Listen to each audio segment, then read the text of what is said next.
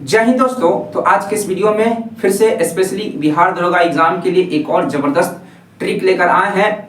और ये जो ट्रिक आपको बताने वाले हैं बिहार दरोगा के अलावा अन्य प्रतियोगी परीक्षाओं में भी आपको काम आएगा ही आएगा, है ना। तो बात करते हैं बिहार दरोगा का प्रीवियस ईयर का क्वेश्चन देखे होंगे तो एकदम क्वेश्चन एक पूछा हुआ है कि एक तरफ क्या कर दिया गया है, मध्यकाल के जो भी राजा हुए, मध्यकाल समझ रहे हैं ना, 8वीं शताब्दी से लेकर के 16वीं शताब्दी के आसपास की अवधि को मध्यकाल कहा जाता है। इस मध्यकाल में बहुत सारे राजा हुए, है ना, जैसे कि आप लोग समझ रहे होंगे, है ना, खिलजी वंश आया, गुलाम वंश आया।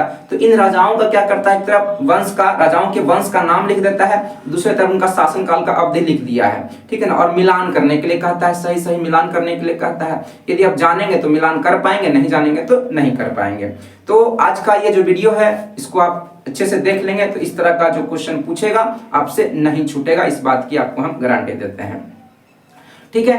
तो आज के इस वीडियो में मध्यकाल के जितने भी राजवंश हुए उन राजवंशों के शासन काल का अवधि क्या रहा, उसके संस्थापक कौन कौन हुए, ये हम लोग आज ट्रिक के माध्यम से आपको पूरा आसानी से बताने वाले हैं। आप बस ध्यान से सुनेंगे, है ना। मध्यकालीन सल्तनत काल के वंश, वो भी क्रम के अनुसार, किसके अनुसार, क्रम के अनुसार, एक के बाद एक, एकदम डिसऑर्डर नहीं होगा।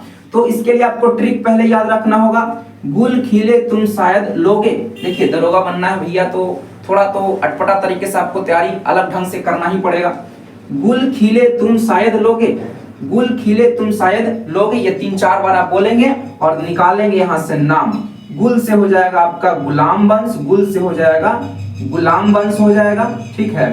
फिर खिल से, खी से हो जाएगा आपका खिलजी वंश, क्या हो जाएगा, खिलजी वंश हो जाएगा, खिलजी वंश हो जाएगा, ठीक है। फिर तू से हो जाएगा तुगलक वंश हो जाएगा, क्या हो जाएगा, तुगलक वंश हो जाएगा, तुगलक वंश हो जाएगा।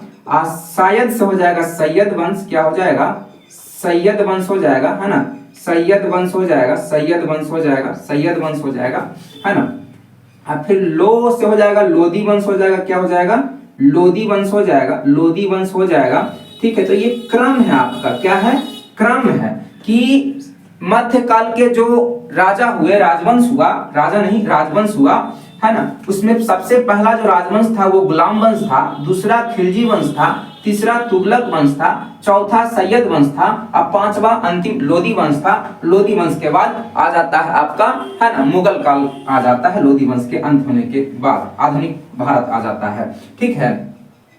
तो गुलाम वंश का जो संस्थापक था, गुलाम वंश का पहले हम लोग शासन काल का अवधि जानेंगे।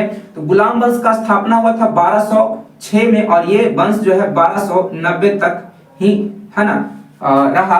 फिर 1290 से लेकर के याद रखेंगे खिलजी वंश जो है 1290 से लेकर के आपका 1290 से लेकर के 1320 तक खिलजी वंश का शासन रहा, है ना। फिर तुगलक वंश का शासन जो है आपका 1320 से लेकर के, है ना, 1398 तक रहा। कब तक रहा, खिलजी तुगलक वंश का शासन जो है, शासन काल का जो अवधि रहा 1320 से 1398 रहा। फिर सैयद वंश का शासन अवधि काल जो रहा 1398 से लेकर के 1451 तक रहा। कितना तक रहा, 1451 तक रहा। फिर लोधी वंश का क्या रहा, 1451 से लेकर के 1526 तक ही जो है लोधी वंश का शासन काल रहा, क्योंकि लोधी वंश का अंत जो है ना, 1526 में बाबर ने कर दिया और उसके बाद 1526 से क्या हो गया, बाबर का, है ना, मुगल वंश का स्थापना हो जाता है। तो एकदम सही क्रम में लिखा हुआ है जितना भी आपका है। गुलाम वंश का संस्थापक जो था, है ना, कुतुबुद्दीन ऐबक। कौन, कुतुबुद्दीन ऐबक जो था, कुतुबुद्दीन ऐबक ये गुलाम वंश का संस्थापक था, है ना। और खिलजी वंश का संस्थापक जो था जलालुद्दीन, है ना, फिरोज खिलजी था। कौन था, जलालुद्दीन फिरोज खिलजी। एकदम सही आपका लिखा हुआ है, जलालुद्दीन फिरोज खिलजी जो था खिलजी वंश का संस्थापक था। और तुगलक वंश का संस्थापक गयासुद्दीन, है ना, गयासुद्दीन तुगलक था। गयासुद्दीन तुगलक जो था तुगलक वंश का संस्थापक था। और सैयद वंश का संस्थापक जो था खिज्र खां था। कौन था, खिज्र खां था। कौन था? खिज्र खां था, सैयद वंश का संस्थापक था। और लोदी वंश का संस्थापक था बहलोल लोदी था। कौन था? बहलोल लोदी जो था ये आपका लोदी वंश का संस्थापक था। एकदम आपका बहुत सारा क्वेश्चन यहाँ से पूछा ही जाता है। बिहार दरोगा का एग्जाम में आपको जो क्वेश्चन बताया ना कि ये कुछ वंशों का क्या करेगा, नाम एक तरफ दे देगा, दूसरी तरफ आपका डिसऑर्डर करके जैसे तैसे करके आपका इनका कालक्रम दे देगा, है ना, शासन काल का अवधि दे देगा और मिलान करने के लिए कहेगा, या एक तरफ वंश का नाम दे देगा, दूसरे तरफ संस्थापक का नाम दे देगा और जैसे तैसे करके दे देगा, आपको मिलान करना पड़ेगा। ठीक ना, एकदम ऐसे बिहार दरोगा के एग्जाम में क्वेश्चन पूछा जा चुका है। ठीक ना, तो आज का ये वीडियो समाप्त हुआ। आप लोग को अच्छा लगा तो चैनल को सब्सक्राइब करके सपोर्ट करिए।